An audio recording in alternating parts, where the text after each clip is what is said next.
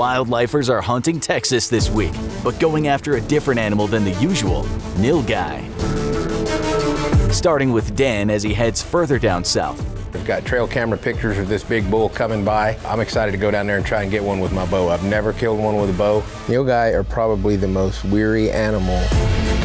Then back to the Melon Creek Ranch, where the crew hosts Sunshine, who became a good friend of Stephanie's after the Guardians hunt.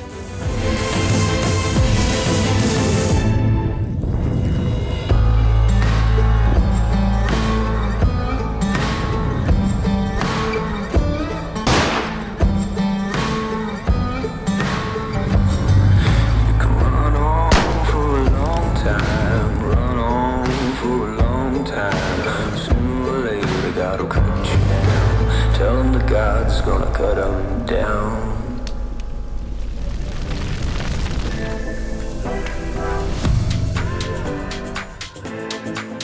Nilgai is an antelope species indigenous to India. They were first brought to the United States in the 1920s to a zoo in San Antonio and Dallas, at which point, for some reason, the owners of the King Ranch in the early 1930s, I guess, went to the zoo, saw them, and thought, wow, we need a bunch of those and turn them loose here. Well, they did. They turned them loose in the early 1930s down on the King Ranch, and they absolutely took off. You know, the habitat there must be even better for them than where they're originally from. The numbers on Nilgai here far outnumber what their populations did in India at one point before they decided to save them.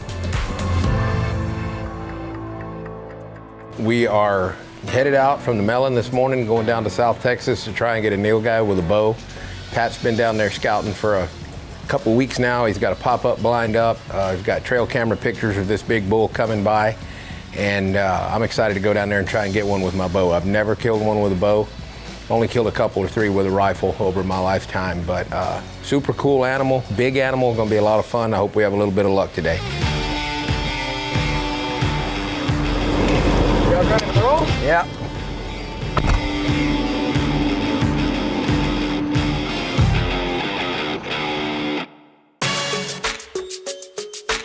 Pretty dry down here right now, and we're pulling up to a water hole where they access the water. And Pat's got a blind down here, and we're gonna get in that blind and see if one of them doesn't come by on the way to water this afternoon. That's kind of the plan.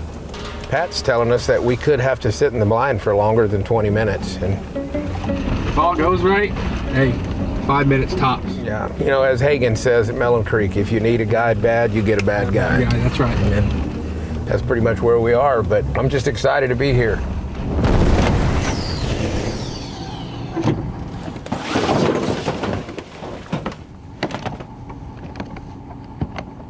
We're just stopping a little bit shy of the blind to get everything ready so we don't spend much time there by the blind. The blind is actually right on a road, so we didn't want to have to get all this stuff ready there at that spot. So just getting it all together right now. That way we can just bail out and go to work.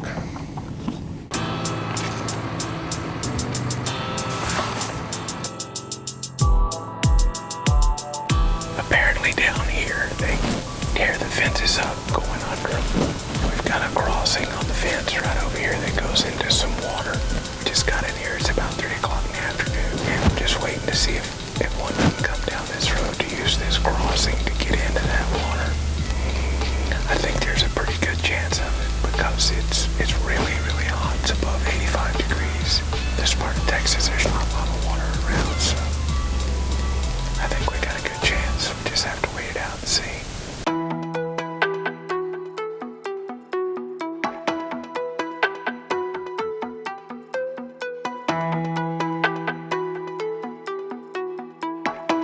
We just had a couple of cows come out behind us. That's a good sign. They breed down here from October through March. I wouldn't hate bulls with those cows, but they're moving around here, so I think we got a chance.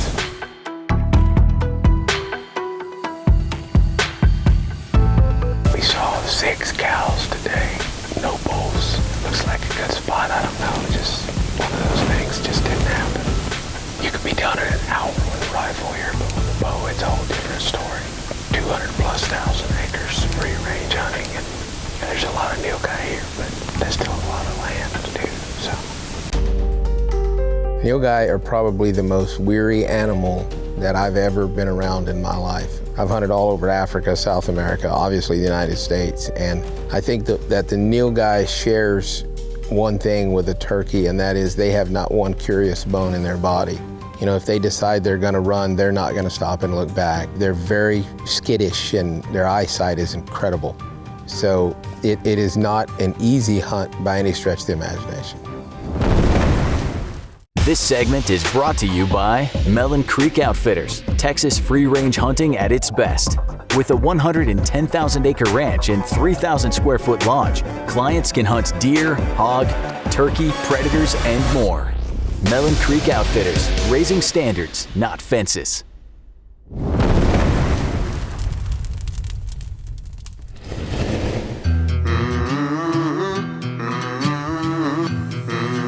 Well, we're down here in South Texas looking for a Nilgai.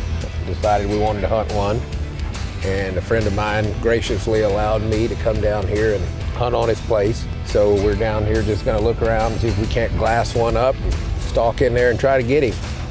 I'm excited to be down here. Pretty windy today, but we could use that to our advantage, so I'm excited. We got Hagen and Pat came along to help out because if nothing else, they're not exactly easy to load. Originally, I was gonna shoot one with a bow. I'd never killed one with a bow before, but I only had a limited number of days on this piece of property that I was hunting down in South Texas, and it became pretty evident pretty quickly that this was not gonna work with a bow. I was gonna have to use a rifle. So on the second day when we went back, I took the rifle.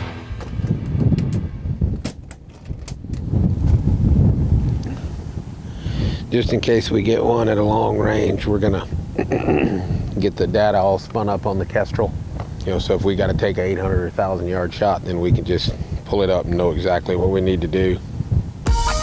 We saw 5 or 6, maybe more bulls back here. Decided to drive on past them. They kind of walked off. Me and Hagen and I were talking about it. We're gonna walk straight in 400 or 500 yards and try to get the wind a little bit better and then start circling back, kind of in a half moon back that way. Just do a lot of glassing, see if we can't pick up that herd of them. There was for sure one good bull in there, right? Yeah, and maybe two.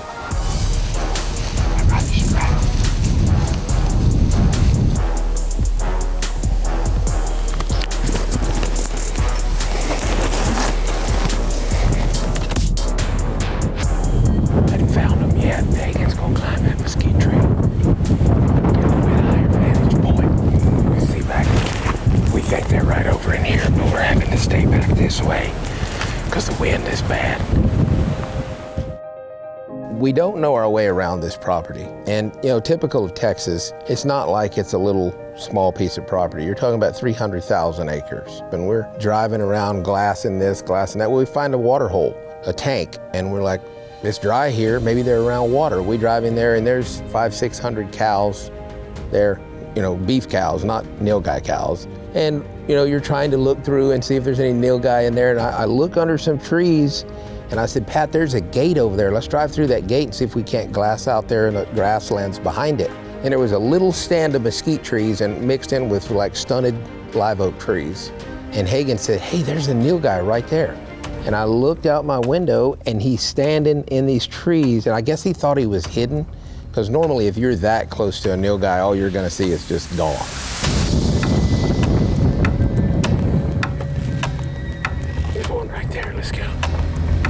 He was right there, wasn't he? Just right in this gap right here. He went back on the place. We gotta be able to get around him. Yeah, let's go through that gate and get down in and then come back around through there. All right. We got out of the truck and moved, you know, down this little road a little ways to where we could get some kind of a clear shot.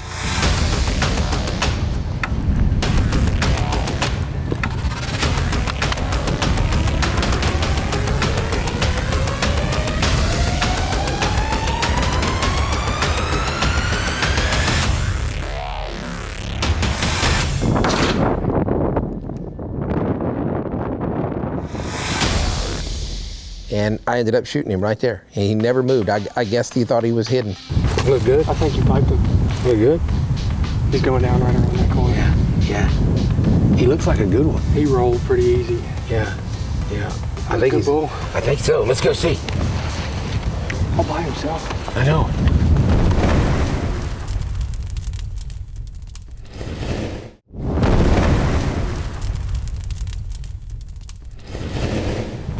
He didn't run very far. The last I saw him was right here. We cut through the gap, right? Yeah. On the back of this tree set. Looks like a really good one too. It's gonna That'll do it. That's what we've been after, huh? Just didn't even know one was here, and then all of a sudden, boom, there he's at. Right there. Yeah. When you least expect it. Yeah. What a pretty animal. See that beard? That's what Hagen saw. These animals are so cool. They are indigenous to India. They're really good eating too. I think that this is one of the most overlooked animals there is, around the country, that people need to come to Texas and hunt. You can hunt them year round here. There's no season on them. But the cool thing for me about them is that these animals are all free range down here. There's no high fences, there's none of that. So it's a hunt, it's definitely a hunt. I'm so blessed to have the opportunity to do these things and to enjoy them. And I look forward to being part of the hunt with the people that are coming to my ranch to hunt one here in the very near future. And the one thing that we may have forgotten in the past with wildlifers that I would like to incorporate from this season on is to just recognize and thank God that I have the ability to do this, and I get to be surrounded with people that I like. And I don't believe for a second that those things are just happenstance or just luck. It's truly a blessing, and I don't ever want to forget that or not be humbled by that, because it's pretty special that I get to do what I love every day. And I absolutely cannot wait to grill the tenderloins off this and feed it to the guy holding the camera right now to see what he thinks about it, because I've never seen any three humans eat as much as Cornet Bauer does. I think that's a pretty good one.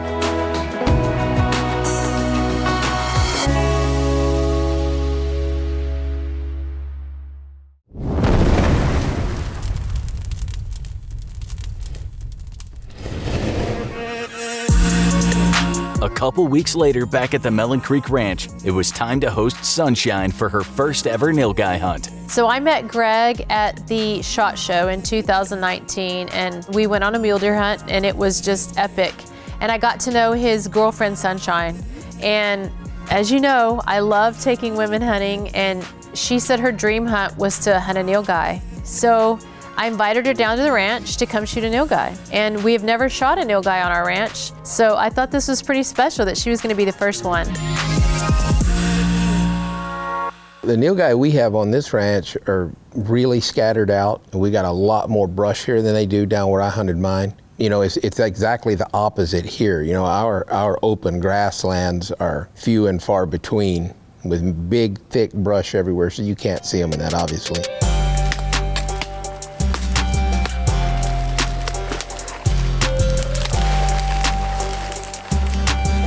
We'll get this set up here.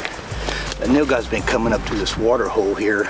Kind of hard to predict, but this evening, I think he'll be here in the morning. So the evening we've been seeing down the fence line pretty regular. But this morning early we saw him here near this water hole. So we want to brush this up and hunt this spot tomorrow morning and see if we can get a kill on him. Cutting a little bit of this white brush here, putting around a little blind we're making. We've been seeing a real good bull here the last 8 or 10 days. Being a free range Nilgai hunt and the fact that they were just introduced here a couple years ago, we're kind of limited on the good number of bulls that we can hunt. So we've really been focusing our efforts in this one area, trying to find out where he's coming day and night.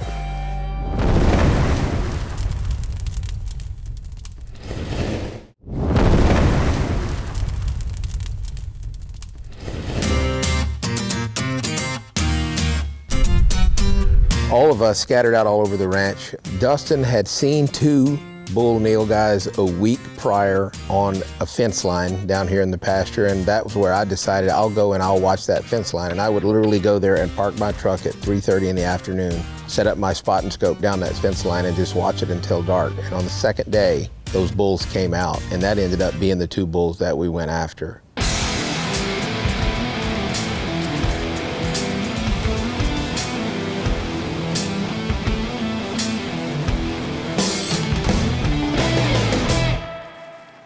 Well, we got set up here. We saw 4 cow Nilgais just coming down the road. But I got my binocular set up to watch this fence line where they've been coming out in the afternoon. So as soon as we see them down that fence line, we'll make a stalk on the other side, get down on them about 150 yards and get underneath the fence to try to take a shot on one.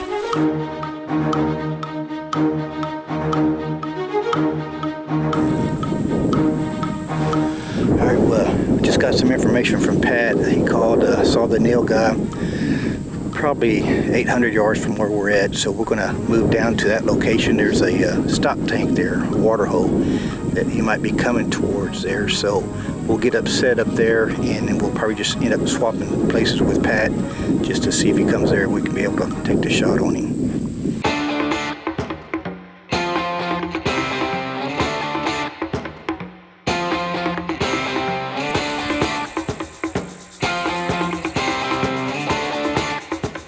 The team hunted until dark with no luck on seeing a mature bull to harvest, so they came up with a new plan for the next day.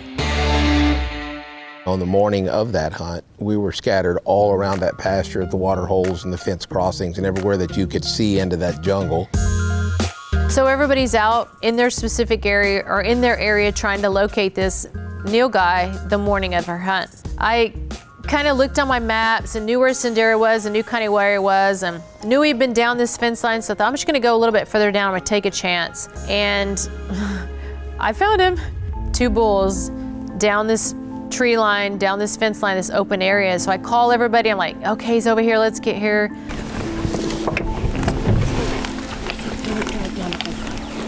now they're like 300 yards now.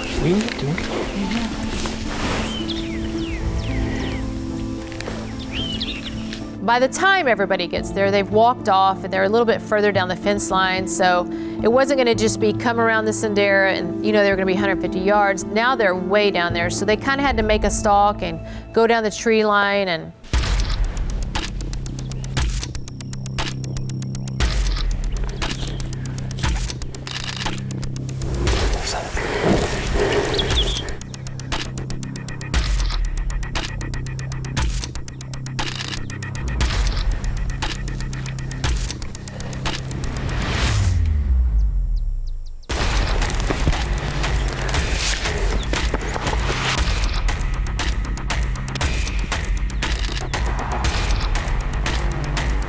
we're just watching him. It's so exciting, and I think she was probably close to 200 yards away from him, but she kind of crawls out on the road and lays her backpack down and gets lined up on him.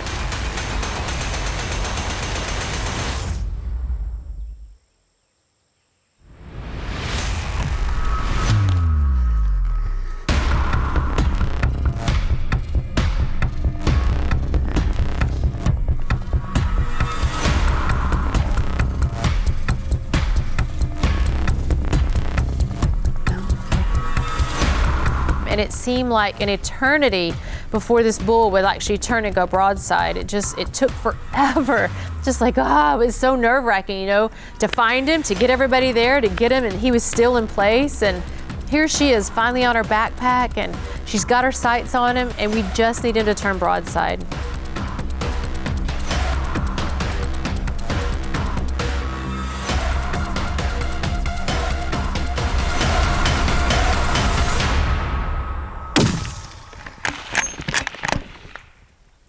Damn it, look, he's running. Oh, he went in the brush. I hope we can find him. Did anybody see where it hit? I couldn't tell. He broncoed. I heard the hit, and then he broncoed up like he was hit. So. I'm still shaking, yes. That was fun. That was fun. Wow. Here it is, puppy. Huh? He's not down out there. He walked in. They said they saw him buck though. Yeah. And I just watched it on film. Oh, you did? Yeah. So it was a hit? I mean, It was a hit. Bit bad? Not a bad hit, just farther back from the shoulder than you want. Okay. Get past it. Somebody's hollering down the road here, so. Found it. Oh my God! Yeah, he's like. I was getting close, Julie. Yeah! We found it! Look at that perfect long shot. Got it. Yay! Way to go! Amazing. That's It's incredible. awesome. So I did shoot. Where did it go? Here? First nilgai we've ever killed. There's a little blood right here. Wasn't too bad of a shot, was it? It's a great shot. Absolutely. Thank you. But yours are These are gonna be 8 inches. I was so nervous. Were you? Yeah, I was like, Marty, did I hit it? And now asking Derek and Marty, and they're like, yeah.